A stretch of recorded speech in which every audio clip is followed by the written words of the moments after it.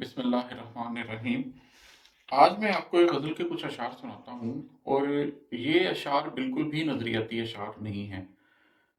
میں جب لوگوں کو زندگی کے سفر کے بارے میں بتاتا ہوں اور زندگی کی راہوں کے بارے میں بتاتا ہوں، تو میں اکثر اس بات کا اظہار کرتا ہوں کہ بھائی ہم سب عام لوگ ہوتے ہیں، اور ہم سب عام قسم کے غموں میں سے گزر رہے ہوتے ہیں۔ ہم تھک بھی جاتے ہیں، ہم تکلیف کا اظہار بھی کرتے ہیں۔ تو یہ شعر اسی قسم کے کچھ جذبوں کی غمازی کرتے آپ کو نظر آتے ہیں، یہ میں آپ کو سناتا ہوں۔ میری ہستی سے محبت وہ جتا بیٹھا تھا، میری ہستی سے محبت وہ جتا بیٹھا تھا، ڈھلتے سورج سے کوئی آس لگا بیٹھا تھا۔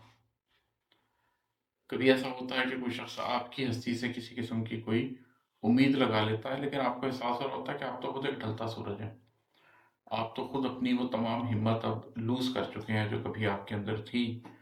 تو یہ کمزوری انسان کے اندر ہوتی ہے اور ہونی چاہیے، کیونکہ ہم بشر ہیں، ہم انسان ہیں، ہم ڈھل جاتے ہیں، اور اسی سے ہمیں یہ احساس ہوتا ہے کہ وقت کم ہے اور اس وقت کے اندر ہم کچھ کر بھی سکتے ہیں۔ لیکن یہ خالصتاً ایک اس دکھ کا جذبہ ہے جو کبھی کوئی شخص آپ سے کوئی امید رکھتا ہے اور آپ اس امید کو پورا نہیں کر سکتے۔ اللہ تعالیٰ بھی ایکنالج کرتے ہیں اس چیز کو۔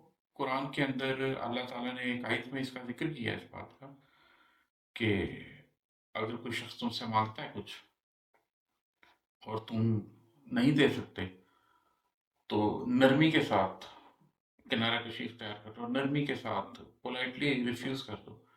آپ کئی دفعہ انکار نہیں کر سکتے ہیں۔ قرآن انسانوں کی کمزوریوں کا ذکر کرتا ہے، جیسے قرآن ذکر کرتا ہے کہ نبی کریم صلی اللہ علیہ وسلم کے پاس لوگ آئے کہ ہمیں سفر کے لیے، جہاز کے سفر کے لیے سواری دیں۔ جب بتایا گیا کہ سواری نہیں میسر، تو وہ روتے ہوئے چلے گئے۔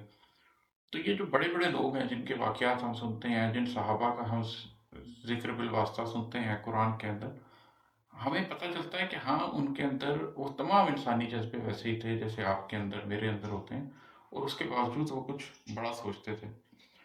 لیکن وہاں میری ہستی سے محبت وہ جتا بیٹھا تھا، ڈھلتے سورج سے کوئی آس لگا بیٹھا تھا۔